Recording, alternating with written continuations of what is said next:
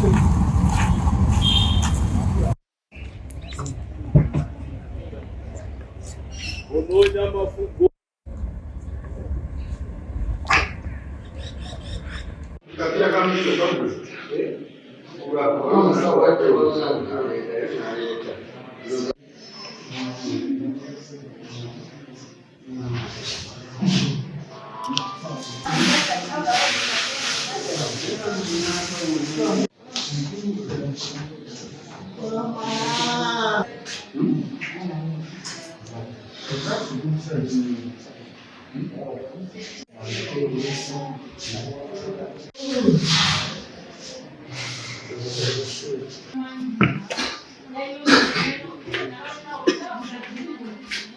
namba ya kiso Kimera. Kimera mmanyi.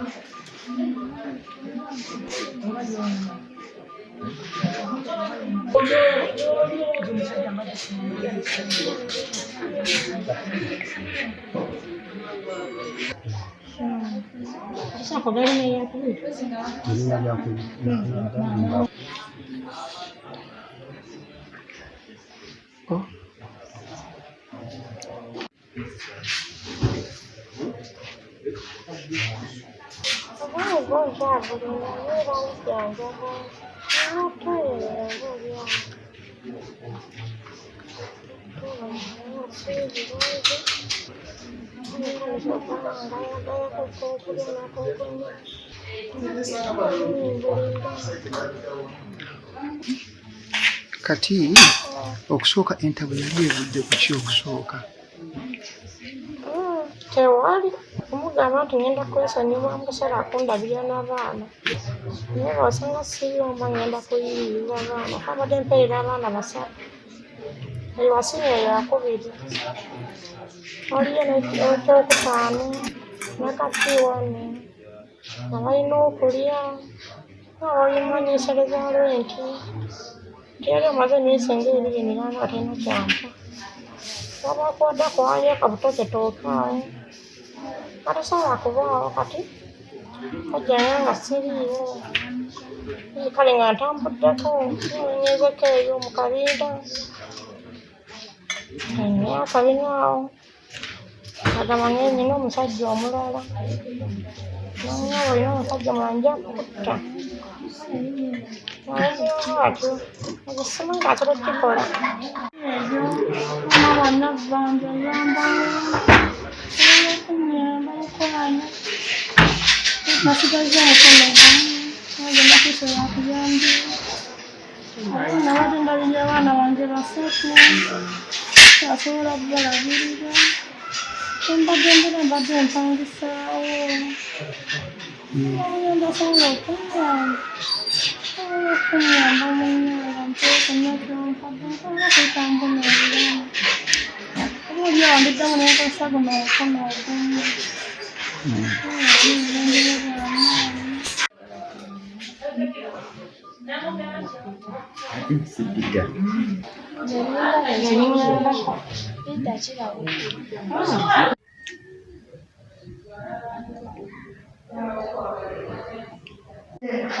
kati gano wobeera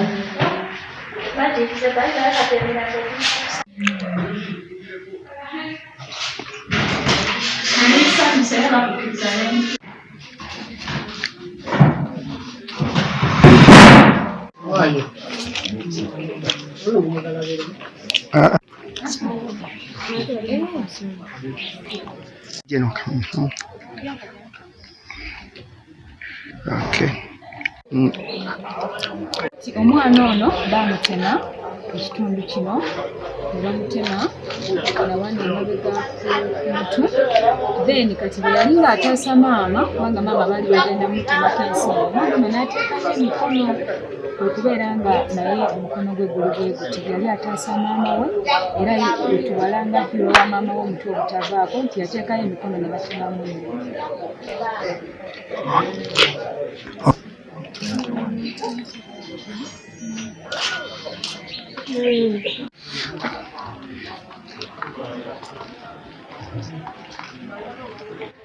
Essebo erinnya Kiba Ronald nga kulembera department ya social work kitongole kya Mukowa Refugee GBV Center Masaka branch. Twali ekitongole kino kirwanisa obutabanguko mu maka era kaseera kano tuyina case ey'omwami eyatemako omukyala omukono gwe n'amala ne yeesala n'obulago kutadde n'omwana eyagezako okuvaayo okutaasa naye nga yatemebwa bubi nnyo. Lw'ekisa kya Mukama omwana yasobola okuba nga teyafa. So tuli wamu n'abasawo tugezaako okulaba nga tuyamba famire eno kuba ofiisi zaffe ziri mu ddwaliro. So tuli wamu n'abasawo okusobola okulaba nga omukyala ono wamu n'omwana we bafuna obuyambi okusobola okulaba nga bajjanjabwa. Omukyala ono munaku nnyo, embeera z'abaddemu abadde yalima ekola mirimu gya bulijjo okulaba nga asobola okulaba abeezaawo obulamu bwe n'abaana. So ng'ekitongole twavuddeyo tusobola okulaba nga tugula buli kimu ekyetaagisa omuli eddagala, emmere, era nga kaseera kano tuli mu kwatagana wamu ne poliisi okusobola okulaba nga tuyambako okunoonyereza okugenda mu maaso.